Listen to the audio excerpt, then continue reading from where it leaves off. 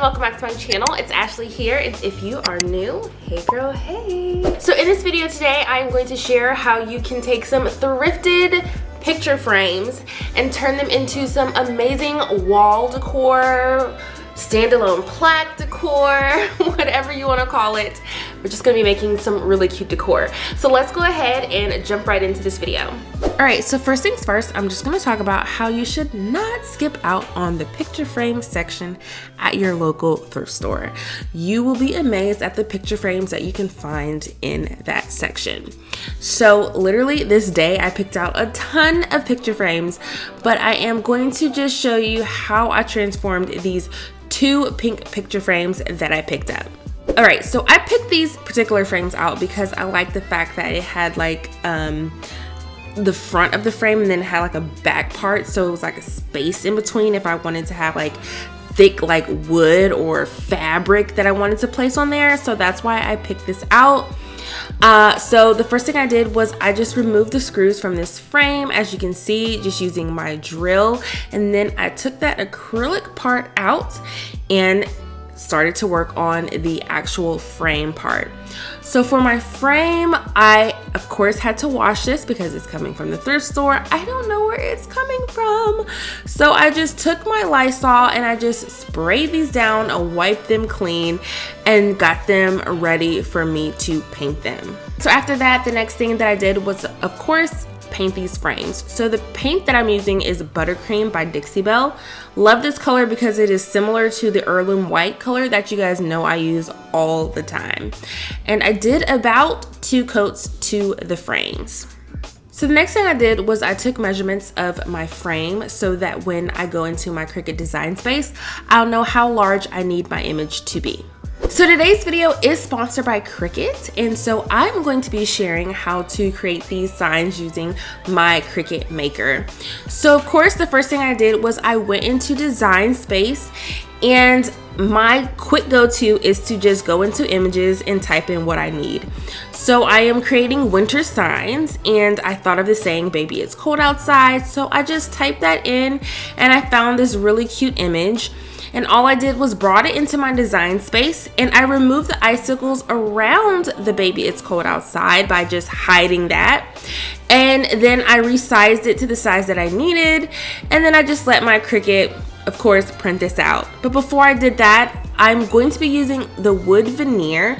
Wood veneer is very, very thin, and honestly, you can cut this out on a Cricut Explorer if you have it. So after I put my wood onto the mat, which I'm just using the standard grit mat, I just took some painter's tape and I just taped this down as well, just as a precaution to make sure it doesn't shift. So then after I did that, I just let my Cricut cut out my design.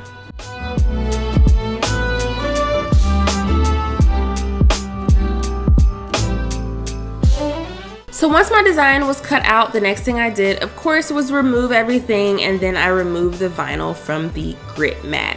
So after I removed most of the veneer, I still had a little bit of the wood attached to my mat, and all I did was I took my weeding tool, which guys, don't talk about my weeding tool because my dog totally chewed it up.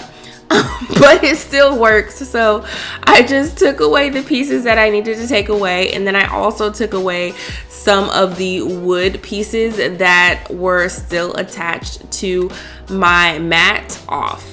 Next, I just took my Cricut spatula, and this really helps to just remove images from your mat to make sure that you don't tear them, especially if they're just really delicate. And veneer is really delicate because it's just really, really thin, so you want to be really careful when you're taking this off of your mat. So after I removed each of the words from the Cricut mat, I needed to clean this up a little bit more. So I am taking my Cricut X-Acto knife and I am cleaning up each word, and I'm also using my self-healing mat to do this.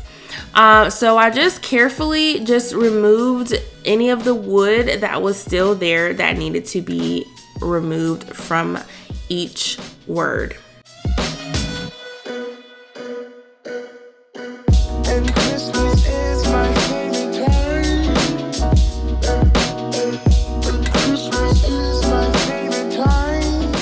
So the next thing I did was I took the acrylic backing part, and honestly it had like, I don't even know what this was, but it was like on the back. And I was super excited that it came off so easily, and all I had to do was just peel it up and it removed up. So literally it was just like the back of this. I'm not sure why it was really there, but it was so easy to remove, and I was super excited about that because I thought I was gonna have to use like my Goo Gone, let it sit, and then like scrape it off and stuff. So this came off with ease, and I was super excited about it. The next thing I did was I took this shimmery scrapbook paper that I got from Micheals. It was like 79 cents, and I'm gonna use this as my back instead of that brown backing that it originally had. So all I did was I took my acrylic piece and placed it on top, and then I cut out the excess scrap paper using my X-Acto knife and also my rotary cutter. So after I got that cut out, the next thing I did was I just placed all of my words onto the acrylic just to make sure everything was going to fit into place nicely. So after I got my words placed where I want them, the next thing I did was I took my spray adhesive and I started to add these to my board. So I just took them outside, sprayed them on a piece of just computer paper, and then I brought it back inside and I placed them onto the acrylic. The next thing I did was I attached everything back together. Again, using the same screws that I had, I attached the acrylic back to the frame.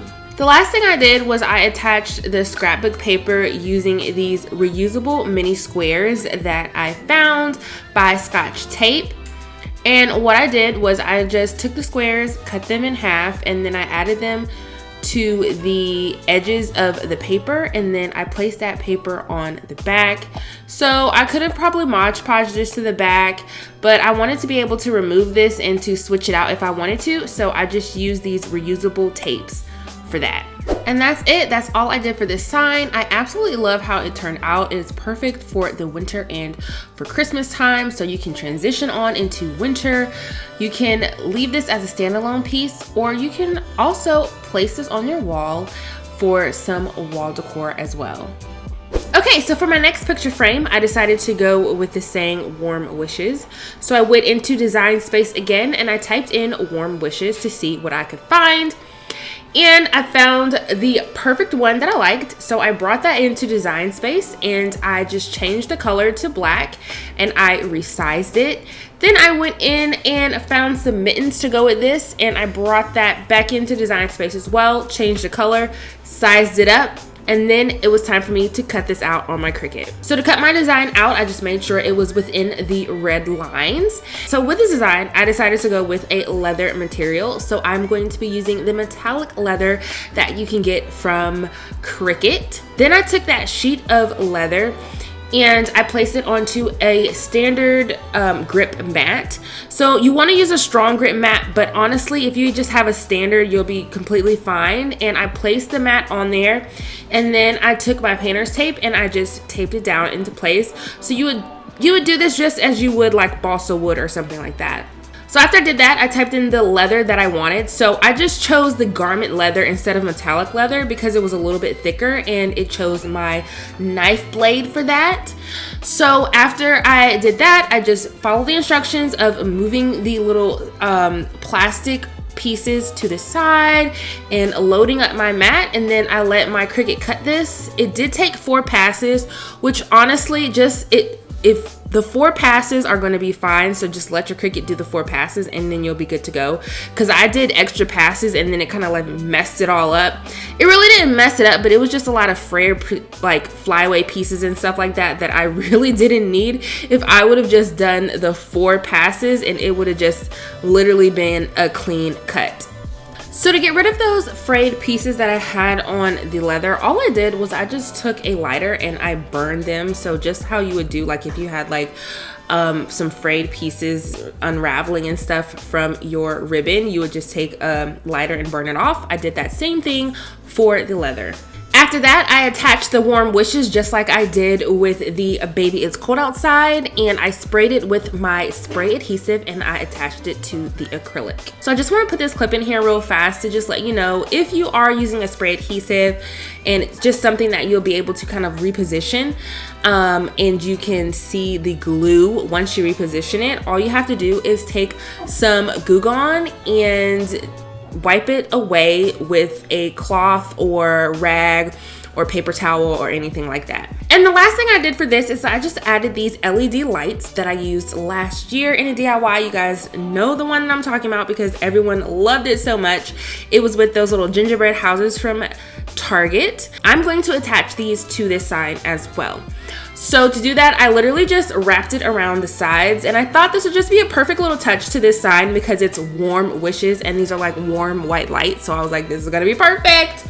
So all I did was I wrapped that around and I glued them to the sides just a little bit. And then I took the part where you can turn it on and off, and I took one of those squares again and I attached it to the back, and then I attached it to the side. All right, that's it. That's all I did for this sign. I absolutely love how this one turned out as well. Again, just like the other sign, you can either have this as a standalone piece or you can put it up on your wall.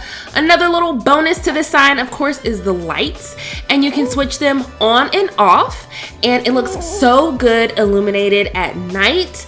When the sun goes down just a little bit, I just love how this turned out. So if you enjoyed this video and you enjoyed both of these DIYs, this gave you some good inspo, make sure you give this video a big thumbs up. Make sure you comment down below to let me know what you think. If you aren't subscribed to my channel, make sure you click on that subscribe button and you hit that notification bell so you'll always be up to date with my latest tutorials. And I'll see you in my next one. Bye!